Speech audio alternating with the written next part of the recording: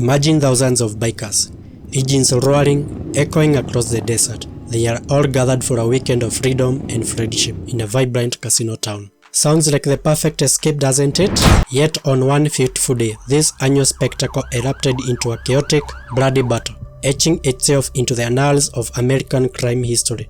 This is the story of the River Run Riot, a name now synonymous with unbridled chaos. On April 27, 2002 in Laughlin, Nevada, a long simmering and deadly feud between two of the most infamous outlaw motorcycle clubs, the Hells Angels and the Mongols, finally boiled over. What resulted was a brutal, fatal confrontation that reverberated across the nation. Today we are diving deep into that day. We will unpack the history of this massive rally, introduce you to the key players in this dangerous underworld, and meticulously trace the escalating tension that led to those terrifying moments. We will recount exactly how the riot unfolded, examine the painstaking investigation that followed, and explore the lasting impact this violent clash had on the clubs involved, on law enforcement, and on the very perception of biker culture itself. Get ready, because this is a ride you won't soon forget. Every year, for decades, bikers from all corners of North America converged on Laughlin, Nevada for the Laughlin River Run. This was not just a small meetup, it was one of the largest motorcycle rallies in the United States, drawing anywhere from 50,000 to 70,000 enthusiasts over a long weekend. Laughlin itself is a unique backdrop for such an event. Tucked away on the Colorado River, it's a bustling casino town, designed for entertainment and escape. For bikers, it offered the perfect combination. Wide open roads leading to the town, plenty of hotel space, vibrant nightlife, and of course, the thrill of the casinos. The atmosphere during the river run was usually electric, the air thick with the rumble of Harley Davidsons, the flash of chrome, and the buzz of thousands of people. It was a spectacle of leather, tattoos, and a fierce sense of identity. But beneath that veneer of freedom and fraternity, different clubs, different alliances, and sometimes dangerous rivalries also converged, simmering just beneath the surface of the festive noise. To truly understand the River Run Riot, we need to introduce the key players, the Hells Angels and the Mongols. These are not just typical motorcycle enthusiasts, they are classified as outlaw motorcycle clubs. It's crucial to understand that the vast majority of motorcycle clubs are law-abiding and community-focused. However, groups like the Hells Angels and Mongols fall into a distinct category known as 1%er clubs. They embraced this defiant label after 1947 riot, when the American Motorcyclists Association declared that 99% of motorcyclists were law-abiding citizens. These 1%er clubs operate deliberately outside the law, often involved in organized crime, and they fiercely protect their territories and reputations. First, the Hells Angels Motorcycle Club. Founded in California in 1948, the Hells Angels quickly rose to become the most recognizable and arguably the most powerful outlaw motorcycle club in the world. With chapters globally, they have cemented a fearsome reputation, often clashing with law enforcement and rival clubs. In 2002, they were still a dominant force, perceived by many as the top of the pecking order in the outlaw biker world. Their presence at the Laughlin River Run was a given. They considered it their territory, their event. Then, there is the Mongols Motorcycle Club. Established in California in 1969, the Mongols formed partly because the Hells Angels generally excluded Hispanic riders. They grew rapidly, especially in Southern California, and quickly developed a reputation for extreme violence. By the early 2000s, the Mongols were a significant rival to the Hells Angels, directly challenging their dominance in California. Their growth and willingness to fight earned them a fearsome reputation of their own. The rivalry between the Hells Angels and the Mongols was and still is legendary and often bloody. This deep-seated animosity intensified dramatically in the 1980s, when the Hells Angels, facing pressure from the law enforcement and internal struggles, notably ceded control of Southern California to the Mongols, a move that only fueled the Mongols' ambitions and the Angels' resentment. It's a bitter feud fueled by territory disputes, perceived rights, and a relentless struggle for supremacy. When members of both clubs converged on Laughlin, a tone effectively claimed by the Hells Angels, it was like throwing gasoline on an already burning fire.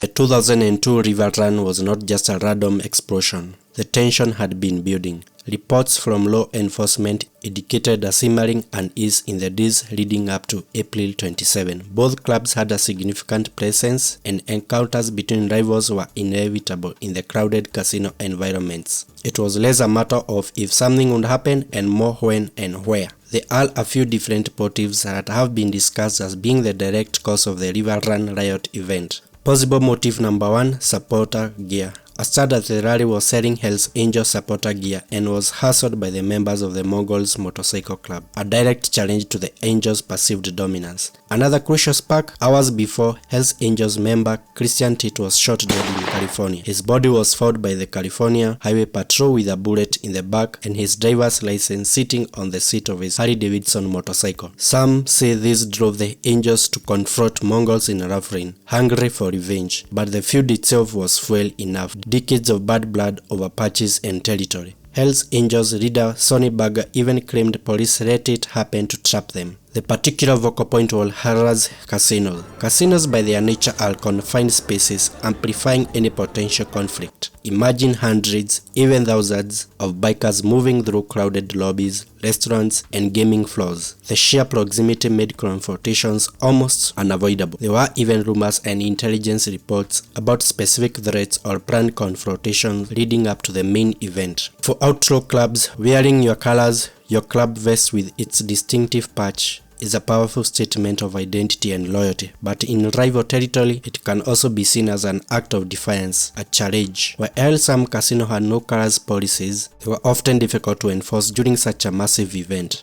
The stage was set, the players were in position, and a deadly confrontation felt increasingly imminent. Then came April 27, 2002. Just after 2 a.m., approximately 35 Hells Angels members left the Flamingo Hotel, a hotel traditionally held by the Hells Angels during the Laughlin River Run, and headed directly to the Harrah's Casino, the Mongols Hotel. Hells Angels entered the Harrah's Casino in Laughlin and saw approximately 40 members of the Mongols in Lossa's Cantina Bar. Due to the Harrah's Casino having a significant number of security cameras, most of the following events were captured on camera and later used in charging and prosecution of those involved. There was some talking between the groups, with a Mongol asking the Hells Angels who was in charge of their group, to which a Hells Angels member replied, and then shortly after some shouting began. It was then that Limod Fox, a member of the Hells Angels, landed a running fly kick on a member of the Mongols, igniting the fuse. A mass brawl immediately broke out on the Harrah's Casino gaming floor. Several members of the public caught in the crossfire were still in the casino and began running or frantically attempting to find cover. Guns were fired and other weapons, including knives and blunt objects, were also used.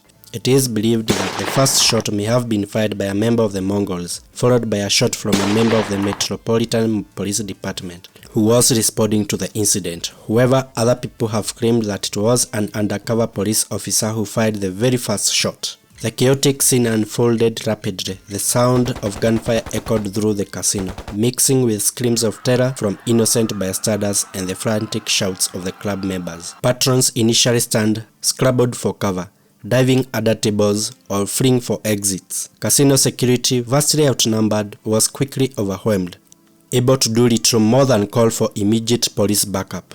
The entire confrontation, from its ignition to its most violent conclusion, lasted mere minutes, but the impact was devastating. When the smoke cleared, 3 men lay dead. 2 were Hells Angels members, Robert Tumelty and Jeremy Bell. The third was a Mongol member, Anthony Barrella, who reportedly initiated the first physical assault. Several others were also severely injured, some by gunfire, others by stabbings or blunt force trauma. The scene was one of unimaginable carnage, blood on the carpets, shattered glass, and the regaling, chilling silence that followed the storm.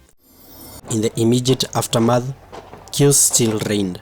The casino floor was a crime scene. Police later found 14 guns, 107 knives, 2 hammers, and more. This was not a fight, it was war, and tourists caught in the crossfire ran for their lives.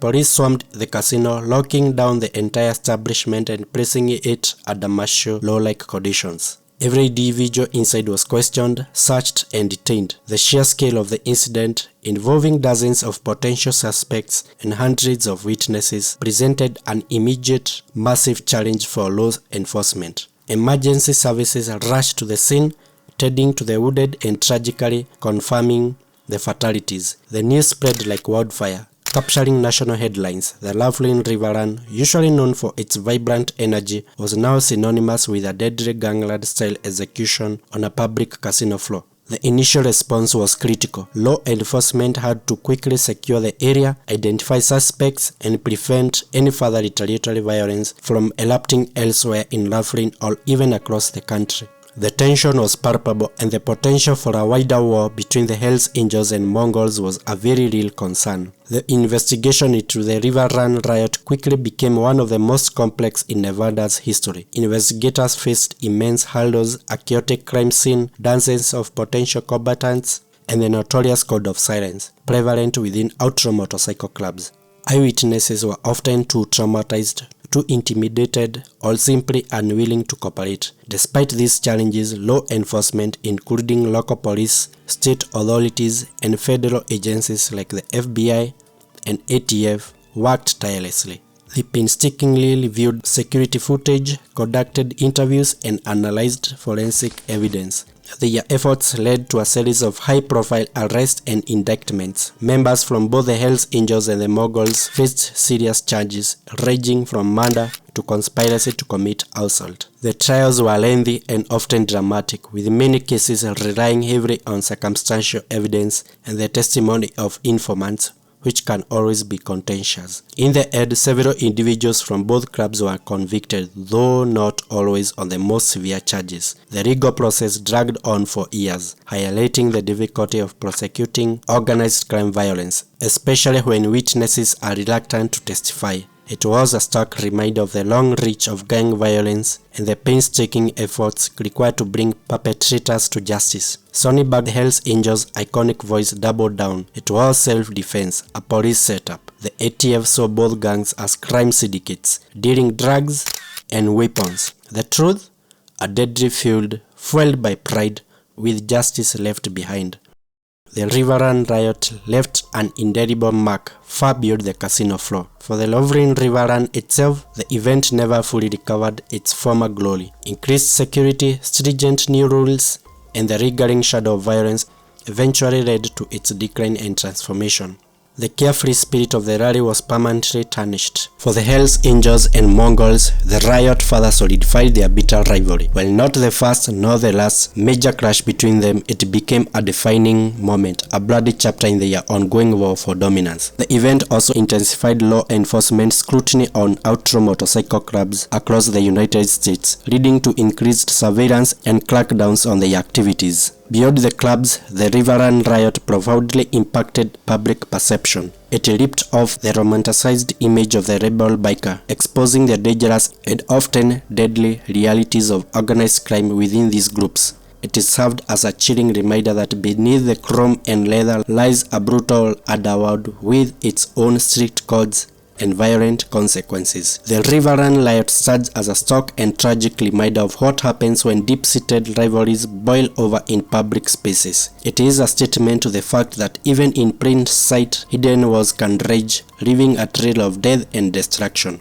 The events of April 27, 2002 in Laughlin, Nevada represent a dark day in the history of the Laughlin River Run and the world of outlaw motorcycle clubs. It was a deadly showdown that exposed the raw, brutal reality of a rivalry that continues to cast a long shadow. What are your thoughts on the River Run riot? Do you remember when this happened? Or is this new information to you? Share your perspective in the comments below. If you found this deep dive into the River Run riot compelling, please give this video a like and subscribe to the channel for more true crime and historical explorations. Your support helps us bring these stories to light. Thanks for watching, and we'll see you in the next one.